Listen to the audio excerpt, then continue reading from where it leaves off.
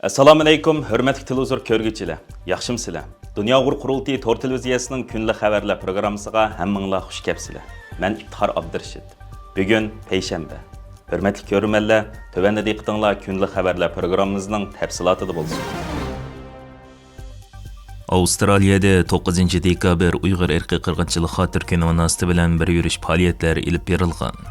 Dünya Uyg'ur qurultiyining chaqirig'i bilan dunyoning har qaysi joylarida 9 dekabr Uyg'ur irqiy qirg'inchiligini e'tirof qilishni xotirlash va tajovuzchi Xitoyning hozirma ham davomlashayotgan qirg'inchilik, assimilyatsiya siyosatlariga norozilik bildirish uchun Xitoy qarshi namoyishlar va har xil faoliyatlar o'tkazilgan bo'lib, bu chaqiriqqa ovoz qo'shgan Avstraliya Uyg'urlarimi bir yurish faoliyat ilib borgan. Dünya Uyg'ur qurultiyi qonun komitetining mudiri va Avstraliya Uyg'ur jamiyatining bosh kotibi Mehmet Chalabchi apandi 7 dekabr kuni Sidneyda Belcross fondi tarafidan kishilik huquq umum bayonnamasining ma'qullanganligining 77 yilligini xotirlash uchun uyushtirilgan bir programmaga qatnashib, Uyg'ur irqiy qirg'inchiligini tanishtirgan. Bu programmaga kishilik huquq tashkilotlari, yerlik tashkilotlar va diniy tashkilotlardan kelgan nurg'un kishilar qatnashgan. 9 dekabr kuni Avstraliya Uyg'ur jamiyatining raisi Baxtiyor Bo'ra Dünya Uyg'ur qurultiyining Avstraliya vakillaridan Yusuf Ajim va Mehmet Chalabchilar Sidney Texnik universitetida xalqaro kishilik huquq kuni munosabati bilan Osiyo Tinch okean rayonidagi zulm sistemlariga qarshi siyosat temasida bir muhokama yig'iniga qatnashib leksiya bergan. Mazkur leksiyada Mehmet Chalabchi apandi Sharq Turkistondagi qirg'inchilik haqida tanishtirish ilib berib, Avstraliya siyosatchilariga Xitoyning chegara halqigan bostirishi va Avstraliyadagi kengaymichilik harakati haqida chora qo'llanishga chaqiriq qilgan. Avstraliya Uyg'ur jamiyatining raisi Baxtiyor Bo'ra apandi oilasining Sharq Turkistondagi tarixi va Sharq Turkiston xalqining mustaqillik kurashlari haqida to'xtalib o'tgan. Mehmet Chalabchi apandi yana 10 dekabr kuni Avstraliyaning Startup atiladigan hukumat organi Vietnam instituti va Yangi Janubiy Wales universitetining irqchilikqa qarshi turish mexanizmi to'g'risidagi diplomatiya ta'lim-tarbiya programmasiga qatnashib, qatnashuvchilarga Sharq Turkistondagi Xitoyning davom qilayotgan Uyg'urlarga qarshi elib borgan qirg'inchiligi va vahshiyliklar to'g'risida ma'lumot bergan. Shu kuni kechda yana Avstraliya Uyg'ur jamiyati va Avstraliya Yangi Zelandiya Xitoy kommunizm qurbonlari tashkilotining o'rinlashtirishida 9 dekabr Uyg'ur irqiy qirg'inchiligi xotir kuni munosabati bilan birlashib namoyish ilib borgan.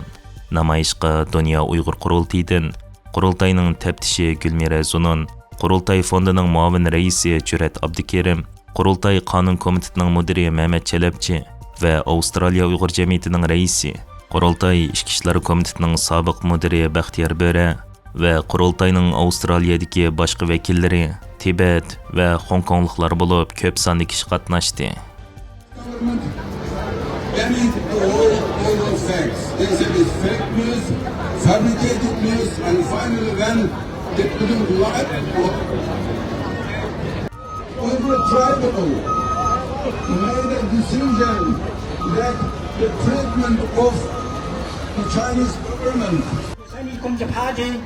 Is a criminal Australia'nın organization. Sydney The Chinese communism is a murderous, totalitarian dictatorship.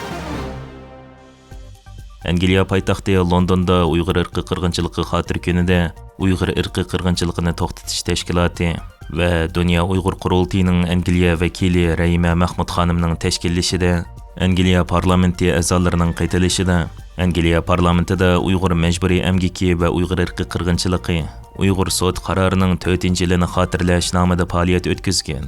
Bu faoliyatda ayni vaqtdagi sudning bosh sudiyasi Jeffrey Nice apandi ijlis so'zni qilgan bo'lib, u so'zida hukumatlarning bir xalqning halok bo'lishining oldini olish va sukut qilishning tarixiy jinoyat ekanligini ta'kidlagan.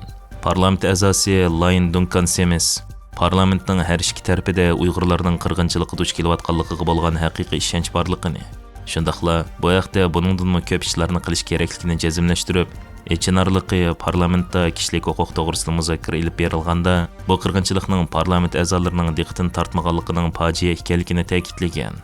Angliyaning qulluqqa qarshi mustaqil komissari Eleanor Leonas, Angliyaning Uyg'ur majburiy emgaklarining ta'minlash zanjiriga kirishning oldini olish uchun harakat qo'llanishda Amerikadan xatarlik darajada orqada qolganligini ta'kidlagan. Dunyoviy huquqlarga rioya qilish jamiyatidan Samir Goswami Uyg'ur majburiy emgaklari bilan munosabatlik muhim mineral moddalar, berillli, magniy, litiy va titan qatorliqlarga munosabatli kelishimlarni jiddiy tekshirishning zarurligi to'g'risida so'z qilgan. Qonun mutaxassisi Arif Ibrohim qirg'inchilikni e'tirof qilishning qonun yo'llarini bayon qilib, Uyg'ur xalq sud mahkamasining muhim muvaffaqiyatlarini eslab o'tgan. Rayma Mahmud xonim qatnashchilarga Uyg'ur sud mahkamasining Xitoy hukumatining Uyg'urlarga qarshi qirg'inchilik va insoniyat qarshi jinoyatlarni elib berayotganligi to'g'risida gumonsiz qaror chiqarganligini eskartib, buning isboti sun'iy hamro suratlari, oshkorlangan hujjatlar, hayot qilganlarning guvohligi va mutaxassislarning dokladlari qatorliqlar orqali bu qirg'inchilikning ilmi ham davom qilayotganligini, shundaqla dunyo davlatlarining Uyg'ur masalasiga kelganda qo'sh o'lcham qo'llanganligini aytgan. Amerika Davlat Majlisida Uyg'ur irqiy qirg'inchilikka qarshi turish degan temada alohida faoliyat elib berildi. Xalqaro kishilik huquq kuni va Uyg'ur irqiy qirg'inchiligini xotirlash kuni bo'lgan 10 dekabr kunida Amerika Davlat Majlisida Uyg'ur irqiy qirg'inchilikka qarshi turish degan temada alohida faoliyat elib berildi.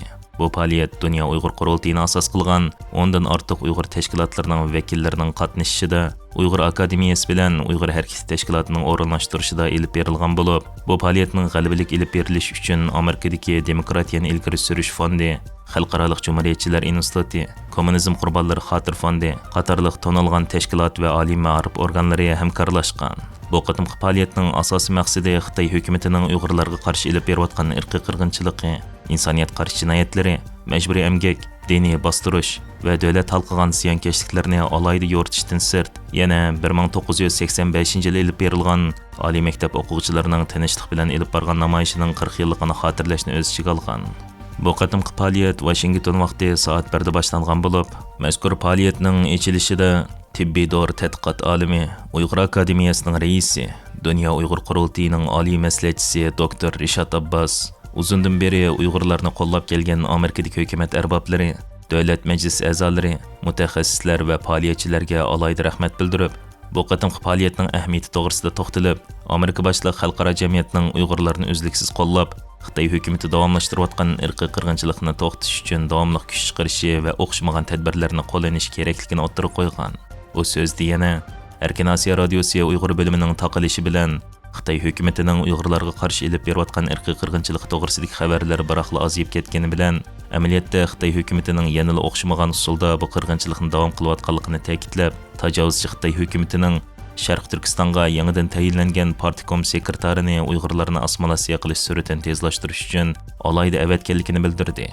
Dr. Rishad Abbasning ichilish so'zidan keyin uzun yillardan beri Uyg'urlarni qo'llab kelayotgan Amerika Davlat Majlisi a'zosi Chris Smith so'z qilib, Xitoy hukumatining Uyg'urlarga qarshi elib borgan barliq jinoyatlarni ayblab, o'zining Uyg'ur davosini davomli qo'llaydiganligini bildirgan va Xitoy hukumatining Uyg'urlarga emas, balki butun dunyoga tahdid ekanligini ta'kidlagan. Kommunizm qurbonlari xotir fondining raisi Dr. Erik Patterson so'zida Xitoy hukumatining Uyg'urlarga elib borgan irqiy qirg'inchiligini qattiq ayblab va o'zining fondidagi Xitoy tadqiqot markazining direktori Adrian Chensni alohida tilga ilib, uning bu qirg'inchilikni oshkorlashdagi muhim rolini sharhlagan. Uningdan boshqa Xalqaro Jumhuriyatchilar instituti va Xalqaro Tibet harakati qatorliq tashkilot va organlar o'zlarining Uyg'ur masalasiga uzun yillardan beri diqqat qilib kelayotganligi, shundaqla Uyg'ur tashkilotlar bilan yaqindan hamkorlashib kelayotganliklarini bildirishgan. Bu faoliyatning ichilish marosimi oxirlashgandan keyin 4 cho'ng tema ustida muhokama yig'inlar elib berilgan bo'lib, Amerikalik mutaxassislar va Uyg'ur faoliyatchilar bu temalar ustida o'zining ilmiy fikrlarini o'ttirib qo'yib, qatnashchilarning savollariga javob bergan. Amerika Davlat Majlisida o'rinlashtirilgan bu faoliyatning kechlik qismida Uyg'urlarni uzun yillardan beri qo'llab kelgan Amerika hukumatining amaldorlari va o'xshamagan fondi jamiyat va institutlarning arboblariga taqdirnomalar berilib, Amerikadagi bir qism tonilgan Uyg'ur rassomlarining rasmlari ko'rgazma qilingan. Hurmatli ko'rmanlar, yuqorida diqqatingizga kunlik xabarlar programmamizning tafsilotini sundik. Kelar qatimliq sonimizgacha ko'rishgich omon bo'lgaysizlar. Stansimizning YouTube kanaliga a'zo bo'lishni unutmang. Xayr xo'sh.